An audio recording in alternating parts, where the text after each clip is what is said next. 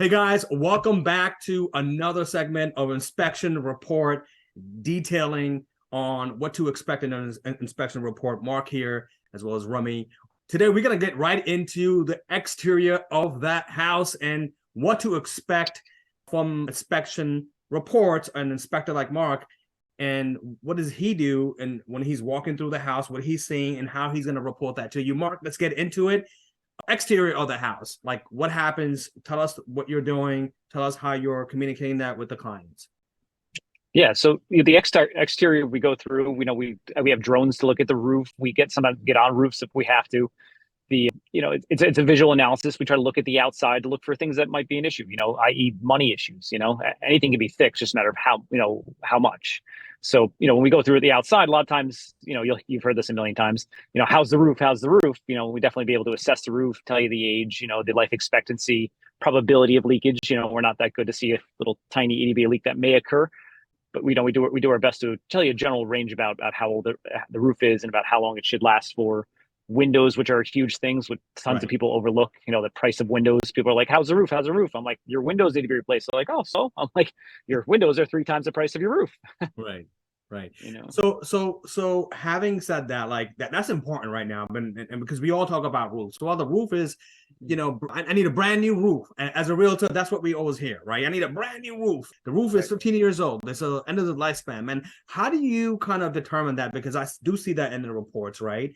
Now, but then I see a great roof. I'm like, well, this roof hasn't been leaking, and obviously it doesn't need a replacement after the lifespan. Like now, what we have 25, 15, 25, or 35 right now. Exactly, right? Yeah. So they even have 50-year rated roofs. They call them lifetime roofs. The problem is, with those 50-year rated roofs, all the penetrations, the 90-degree angles, the plumbing vents or roof flanges, word of the day, all those things are not rated necessarily for that 50 years. So, although the asphalt shingle itself may be, all those other penetrations and flashing areas are not, Okay. unfortunately. And again, every roof that you want to get now, obviously with your contractor, you'll get your different pricing. We don't want to give averages, right? I mean, the average hypothetically, depending on your square feet, depending on how big your roof is, because I noticed that because again, I own a couple of houses and I have a lot of clients get estimates. So, your estimate might be completely different, right? But if a roof is in good condition, what do you expect from that? Like, even if you inspected everything from the outside and the inside of the roof, do you expect that, hey, this roof is going to fall in 5 years? Let's say there's no leak at all.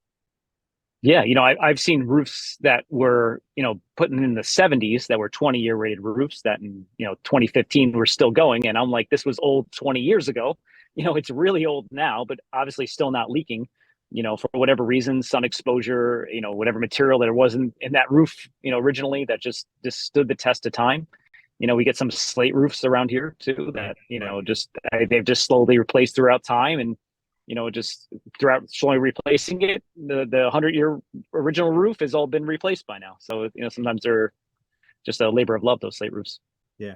So let's go again to the exterior of it. Right now, we're talking about windows, and I think that, like you said, a lot of people overlook that because double plated windows, right? Well, that's what they call single plated, and then I have seen those old chain metal windows that are losing so much of efficiency, and people don't concentrate on that. Even with a double window or a single window, they're thinking that, hey, it's a window.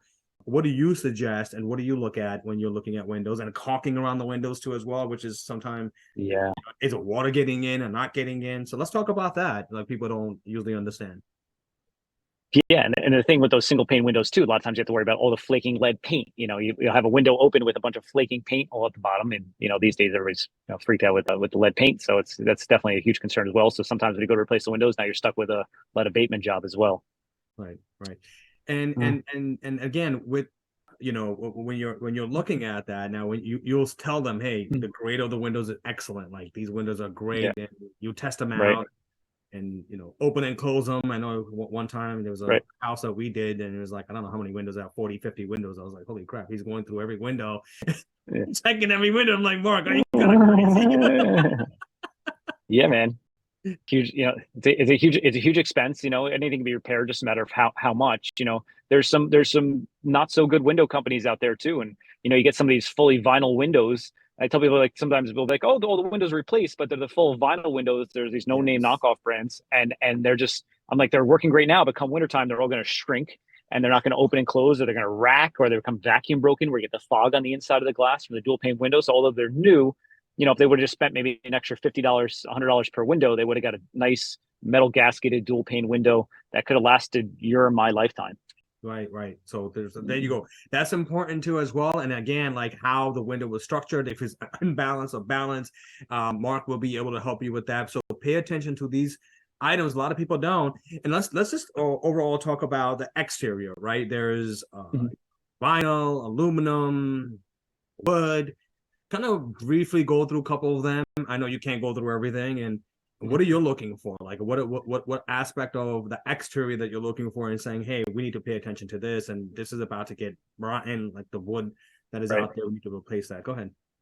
Yeah, wood is although years ago it was ubiquitous. These days it's not as common, but wood is a labor of love. You'll get wood houses where you get the woodpeckers going after powder post beetles, termites sometimes. People neglect that sometimes on painting wood that causes it to rot. So painting is huge. For UV resistance and rot resistance. A lot of people are going with that new Hardy board material these days, James Hardy board or LP siding. It's phenomenal, but very expensive. It's done. It's good forever. Same with vinyl. Vinyl's final. Just keep it clean. I love vinyl siding. I know we get some people from other parts of the country. They come here and they buy $1 million house from us, right? And they're like banging on the outside, like, Mark, is this plastic? I'm like, yes, we wrap our houses with plastic here. Yeah. Living in this house right now, like, what is vinyl? So yes, I know. All right, so we went to the windows, we went to this siding. Are we leaving anything else out? I mean, I know we're gonna talk about, the termites and all this other stuff. Are we leaving something out mostly from the houses, or did we mostly cover everything that that it's important that, hey, I'd watch out for some of those EIFS siding houses. You don't get it sometimes here in New York, but Jersey we tend to get more. EIFS is like that stucco kind of material. It's on the outside. Sounds hollow when you knock on it. Not quite like the Tudors where it's solid concrete. I've seen a lot of issues in a lot of houses like those. I say overall that's probably the worst siding, because if it's not installed properly, if one of those 10 steps off the top of my head don't get constructed properly, you end up with major issues over time.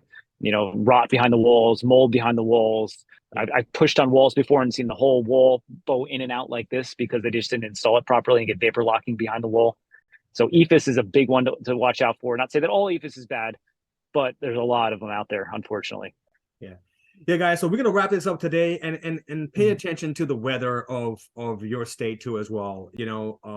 If you're in a Florida state or South Carolina state, or if you're in New York, obviously with New York, you're gonna get hit with 4 weathers, and recently it's just been raining like crazy. And I had people actually, Mark, go to Far Rockaway where there was rivers over there. I mean, the Hudson River comes and wait for rain to come and see if it's flooding or not. It's crazy. But again, this is a basic review, but when you are having an inspection report, you're going to get more detail for the exterior, and put that into your cost, and put that into your, hey, I might need a roof in another 5 or 10 years. Okay, the siding needs, I want to go with a de-stressed siding, with might be vinyl, or I think aluminum is out, but or wood planks too as well. So, hey guys, thank you again for this segment. Again, reach out to us if you have any questions. You're going to get Mark's information, my information below. Have an amazing day. Stay tuned and for the next one.